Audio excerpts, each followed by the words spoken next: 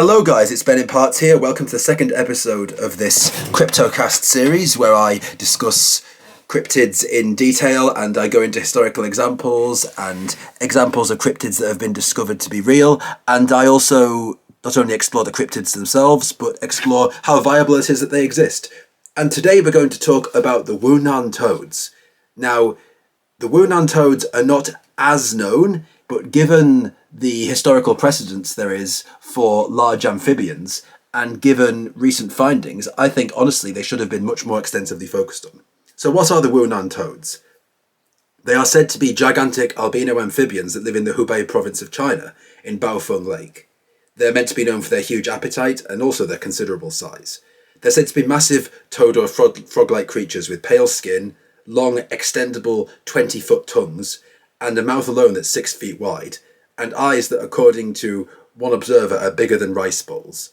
It's said that these toads can easily eat large animals, they can easily eat humans, large or small, they will hunt on the bank, they will hunt in the lake, and it's said that in the early 60s, some local fishermen were concerned about the safety of their families with these pale-skinned toads lurking in the lake, because not only are they fishing on the lake, but their families are located nearby, so there's a potential threat there.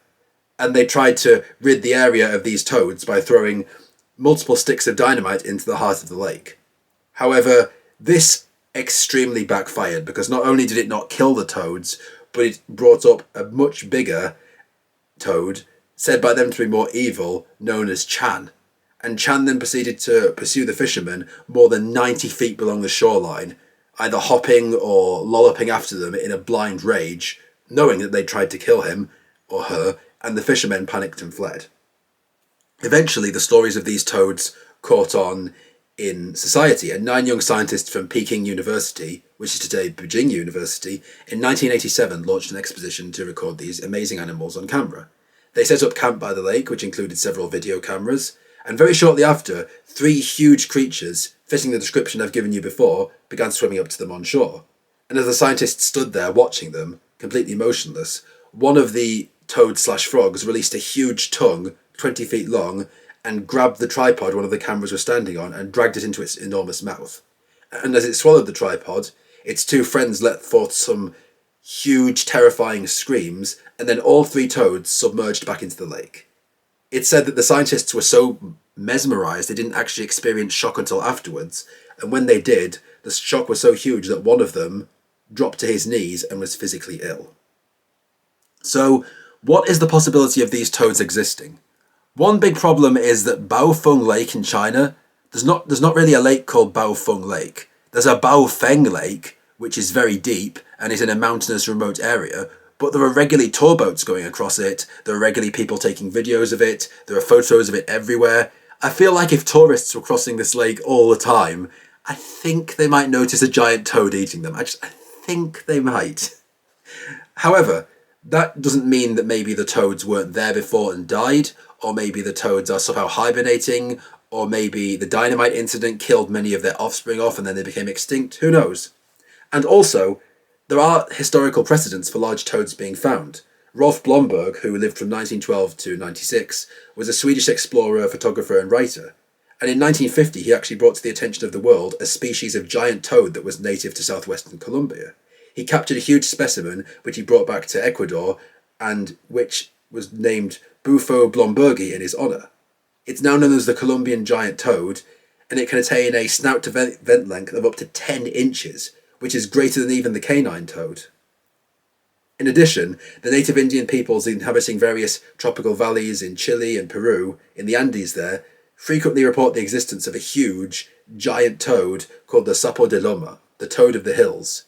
It's said to be very poisonous and preys upon creatures such as birds, rodents and small animals. And it's not just that. The Mapuche people, who are related to and it's not only that. The Mapuche people talk of a huge species of toad that exists in the various lakes, lagoons and irrigation ditches in Chile and southwestern Argentina. They call it the orumco, the big water frog. And it's known as the vilu in Chile, and it's said to be up to 3 feet long. There's even a story of one creature in a lake eating a horse that tried to wade across. Although this could be hyperbole, and it could have been a young horse, they didn't specify. There's also stories much closer to home in China, the water monster in the Shenongja area has been said to be considered quite unique. It resembles a huge toad with thick hands that have 5 fingers just like human beings, and in some descriptions it also has fleshy bumps and hairs covering its body. So it's maybe not so unique, given the stories of the Wuhnan toads, given the stories from Chile and Argentina. Maybe the Shenongja is a local species of Wuhnan toad, a local species of the Vilu, the Orumco, we don't know. So there is genuinely a historical precedent for these toads existing.